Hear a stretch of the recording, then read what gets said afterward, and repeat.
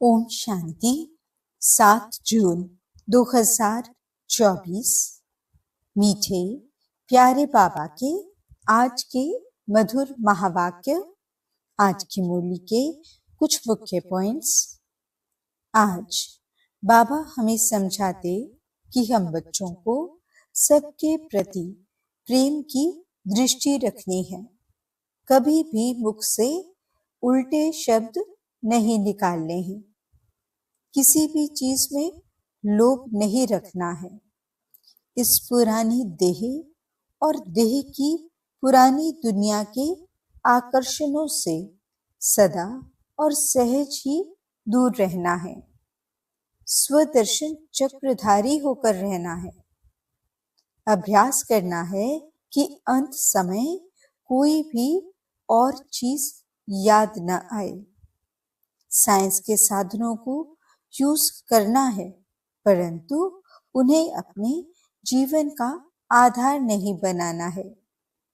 आज की मुरली में मातेश्वरी जी के भी महावाक्य हैं, जिनमें वे समझाती कि अब हमें हद के धर्मों से निकल बेहद के बाप सर्वशक्तिवान परमात्मा के साथ योग लगाना है। तो चलिए सुनते हैं आज की बाबा की मीठी प्यारी मुरली। ओम शांति। बाबा कहते, मीठे बच्चे, तुम आपस में रूहानी भाई भाई हो। तुम्हारा एक दो से अति प्यार होना चाहिए। तुम प्रेम से भरपूर गंगा बनो। कभी भी लड़ना झगड़ना नहीं। प्रश्न, रूहानी बाप को कौन से बच्चे बहुत बहुत प्यारे लगते हैं? उत्तर, पहला पॉइंट, जो श्रीमत पर सारे विश्व का कल्याण कर रहे हैं। दूसरा पॉइंट, जो फूल बने हैं, कभी भी किसी को कांटा नहीं लगाते, आपस में बहुत बहुत प्यार से रहते हैं, कभी रूठते नहीं। ऐसे बच्चे बाप को बहुत बहुत प्यारे लगते हैं।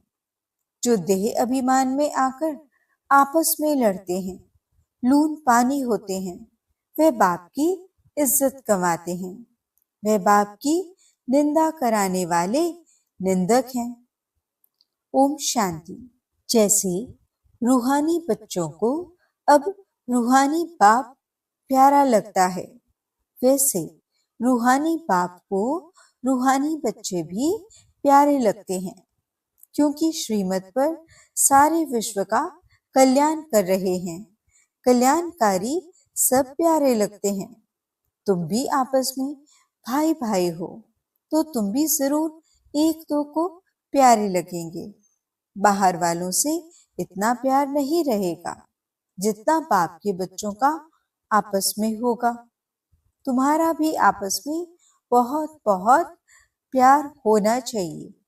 अगर भाई भाई यहाँ ही लड़ते झगड़ते हैं या प्यार नहीं करते, तो वे भाई नहीं ठहरे। तुम्हारा आपस में लव होना चाहिए। बाप का भी आत्माओं से लव है ना, तो आत्माओं का भी आपस में बहुत लव होना चाहिए। सतयुग में सब आत्माएं एक दो को प्यारी लगती हैं, क्योंकि शरीर का अभिमान टूट जाता है। तुम भाई भाई एक बाप की याद से सारे विश्व का कल्याण करते हो, अपना भी कल्याण करते हो, तो भाइयों का भी कल्याण करना चाहिए। इसलिए बाप देह अभिमानी से देही अभिमानी बना रहे हैं। वो लौकिक भाई भाई तो आपस में धन के लिए, हिस्से के लिए लड़ पड़ते हैं। यहाँ लड़ने झगड़ने की बात नहीं। हर एक को डायरेक्ट कनेक्शन रखना पड़ता है। यह है बेहद की बात। योग बल से बाप से वर्षा लेना है। लौकिक बाप से स्थूल वर्षा लेते हैं। यह तो है रूहानी बाप से रूहानी बच्चों को रूहानी वर्षा। हर एक को डायरेक्ट बाप से वर्षा लेना है। जितना जितना इंडिविजुअल बाप को याद करेंगे उतना वर्षा मिलेगा। बाप देखेंगे आपस में लड़ते हैं तो बाप कहेंगे तुम निधन के हो क्या। रूहानी भाई भाई को झगड़ना नहीं चाहिए। अगर भाई भाई होकर आपस में लड़ते झगड़ते हैं, प्यार नहीं, तो जैसे रावण के बन जाते हैं। वे सब आसुरी संतान ठहरे। फिर दैवी संतान और आसुरी संतान में जैसे कि फर्क नहीं रहता, क्योंकि देह अभिमानी बनकर ही लड़ते हैं। आत्मा आत्मा से लड़ती नहीं है। इसलिए बाप कहते हैं मीठे मीठे बच्चे, आपस में लून पानी नहीं होते हैं तब समझाया जाता है। फिर बाप कहेंगे ये तो देह अभिमानी बच्चे हैं, रावण के बच्चे हैं, हमारे तो नहीं हैं, क्योंकि आपस में लून पानी होकर रहते हैं। तुम 21 जन शीरखंड होकर रहते हो। इस समय देही अभिमानी बन रहना है। अगर आपस में नहीं बनती है तो उस समय के लिए रावण संप्रदाय समझना चाहिए। आपस में लून पानी होने से बाप की इज्जत गंवाएंगे। भल ईश्वरीय संतान कहते हैं, परंतु आसुरी गुण है तो जैसे देह अभिमानी है। देही अभिमानी में ईश्वरीय गुण होते हैं। यहाँ तुम ईश्वरीय गुण धारण करेंगे तब ही पाप साथ में ले जाएंगे, फिर वही संस्कार साथ में जाएंगे।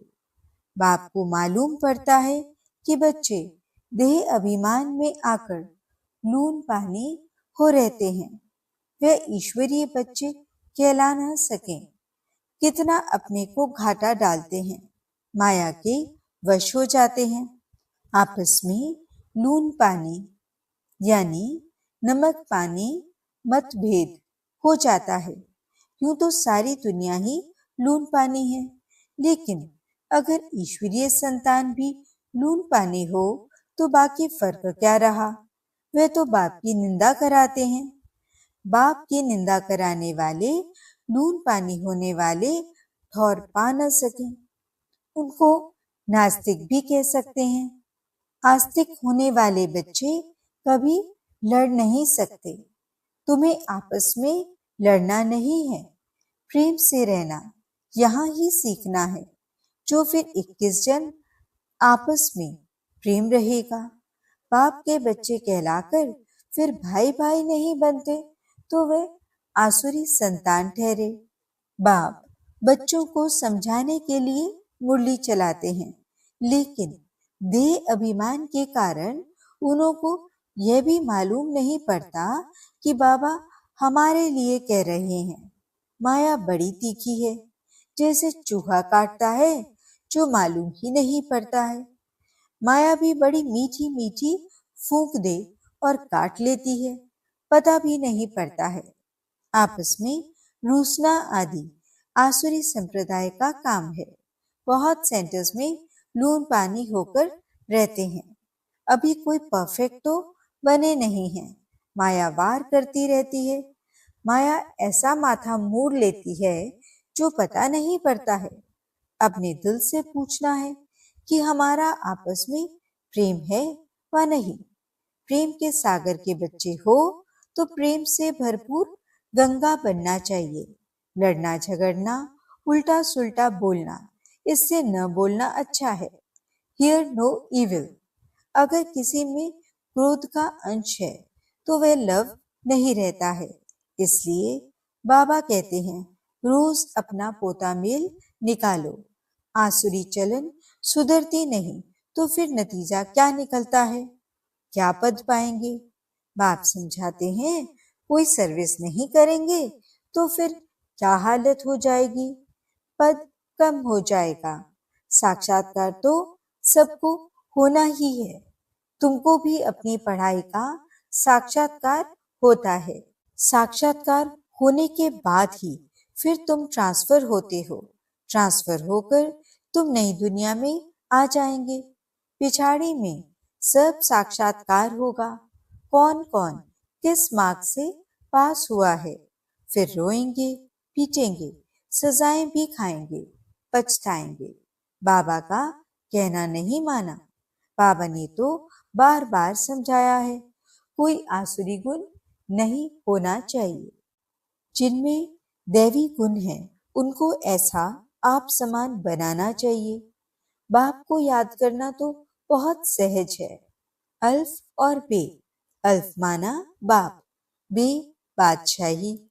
तो बच्चों को नशा रहना चाहिए। अगर आपस में लून पानी होंगे तो फिर ईश्वरीय औलाद कैसे समझेंगे?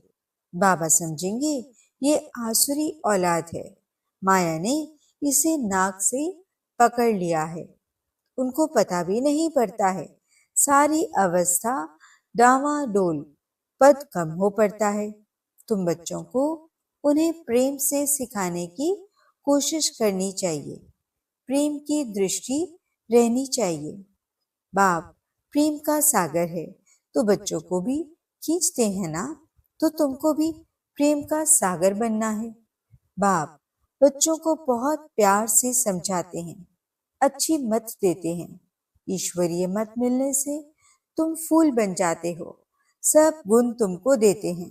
देवताओं में प्यार है ना, तो वह अवस्था तुम्हें यहाँ जमानी है। इस समय तुमको नॉलेज है, फिर देवता बन गए तो नॉलेज नहीं रहेगी, वहां दैवी प्यार ही रहता है। तो बच्चों को अब दैवी गुण ही धारण करने हैं। अभी तुम पूज्य बनने लिए पुरुषार्थ कर रहे हो, अभी संगम पर हो। बाप भी भारत में आते हैं, शिव जयंती मनाते हैं, परंतु वे कौन है, कैसे, कब आते, क्या करते हैं, ये नहीं जानते। तुम बच्चे भी अभी नंबरवार पुरुषार्थ अनुसार जानते हो। जो नहीं जानते वे किसको समझा भी नहीं सकते, फिर पद कम हो जाता है।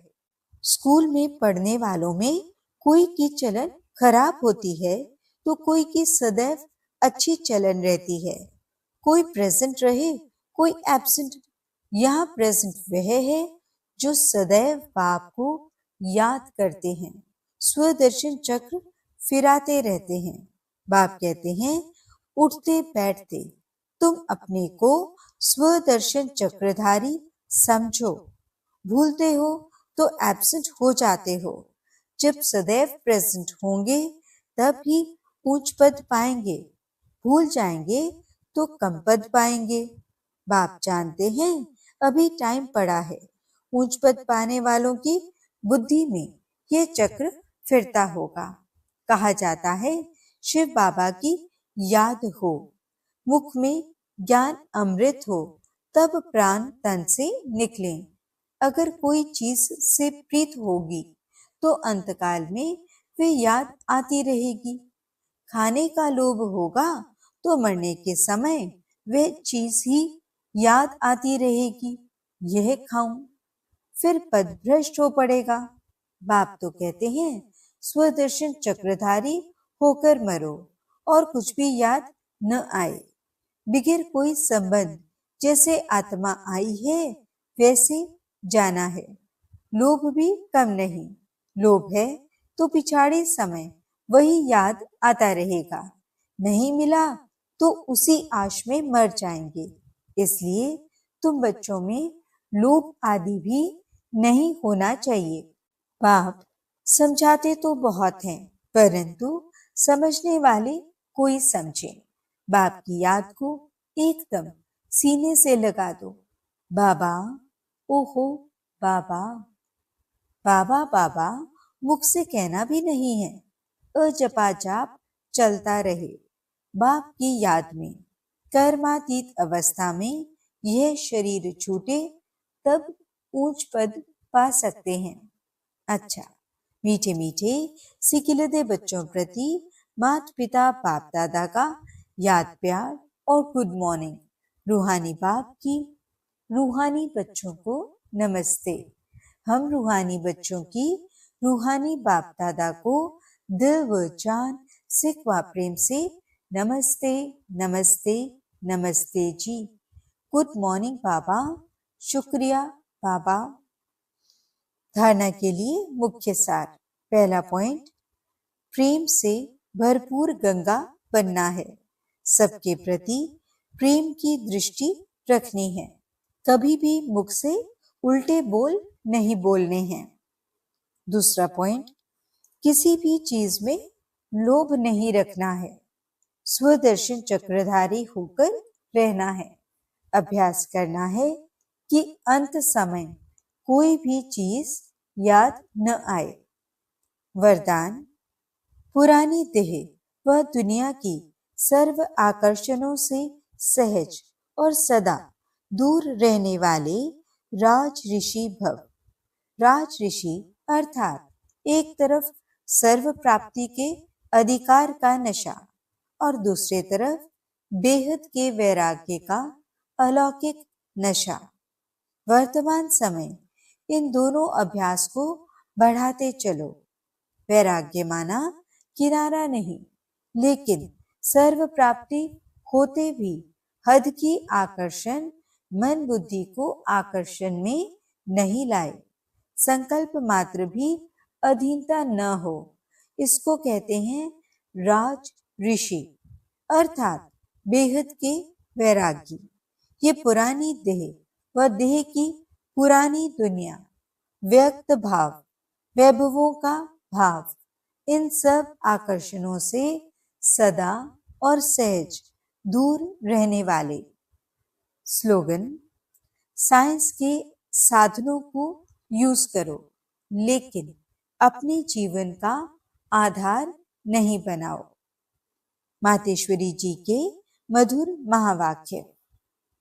देखो, मनुष्य कहते हैं कौरवों और पांडवों की आपस में कुरुक्षेत्र में लड़ाई लगी है और फिर दिखलाते हैं पांडवों का साथी डायरेक्शन देने वाला श्री कृष्ण था। तो जिस तरफ स्वयं प्रकृति पति है उसकी तो विजय जरूर होगी। देखो, सभी बातें मिला दी हैं। अभी पहले तो इस बात को समझो कि प्रकृति पति तो परम आत्मा है। श्री कृष्ण तो सतयुग का पहला देवता है। पांडवों का सारथी तो परमात्मा था। अब परमात्मा हम बच्चों को कभी हिंसा नहीं सिखला सकता है। न पांडवों ने हिंसक लड़ाई कर स्वराज्य लिया। ये दुनिया कर्म क्षेत्र है, जिसमें मनुष्य जैसा जैसा कर्म कर बीज बोता है वैसा अच्छा व बुरा फल भोगता है। जिस कर्म क्षेत्र पर पांडव अर्थात भारत माता शक्ति अवतार भी मौजूद हैं, परमात्मा भारत खंड में ही आते हैं। इसलिए भारत खंड को अविनाशी कहा जाता है। परमात्मा का अवतरण खास भारत खंड में हुआ है, क्योंकि अधर्म की वृद्धि भी भारत खंड से हुई है। वहां ही परमात्मा ने योग बल द्वारा कौरव राज्य खत्म कर पांडवों का राज्य स्थापन किया। तो परमात्मा ने एक आदि सनातन धर्म स्थापन किया, परंतु भारतवासी अपने महान पवित्र धर्म और श्रेष्ठ कर्म को भूल अपने को हिंदू कहलाते हैं। बेचारे अपने धर्म को न जान औरों के धर्म में जुट गए हैं। तो ये बेहद का ज्ञान बेहद का मालिक खुद ही बताता है। यह तो अपने स्वधर्म को भूल हद में फंस गए हैं, जिसको कहा जाता है अति धर्म ग्लानि। क्योंकि यह सब प्रकृति के धर्म हैं, परंतु पहले चाहिए स्वधर्म। तो हर एक का स्वधर्म है कि मैं आत्मा शांत स्वरूप हूँ। फिर अपनी प्रकृति का धर्म है देवता धर्म। ये 33 करोड़ भारतवासी देवताएं हैं। तभी तो परमात्मा कहता है अनेक देह के धर्मों का त्याग करो, सर्व धर्मानि परित्यज।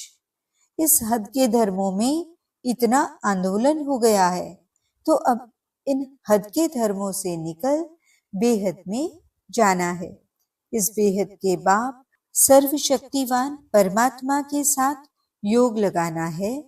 तो सर्वशक्तिवान प्रकृतिपति परमात्मा है, न कि श्री कृष्ण।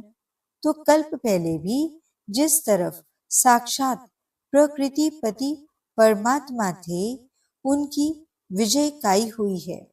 अच्छा, ओम शांति।